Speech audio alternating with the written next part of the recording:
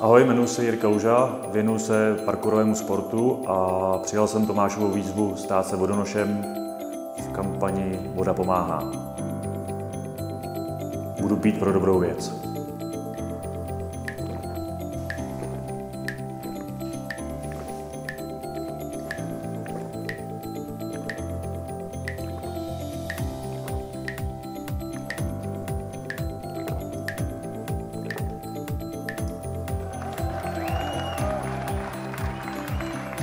V našem sportu není tak jednoduchý nikdy tu vodu překonat, ale doufám, že tohle to někomu pomůže. Nestačí jenom vypít, důležité je poslat DMS.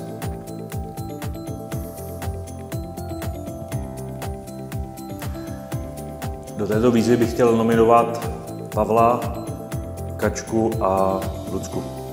Tak doufám, že se vám to povede tak jako mě na X a že tím pomůžete dalším lidem.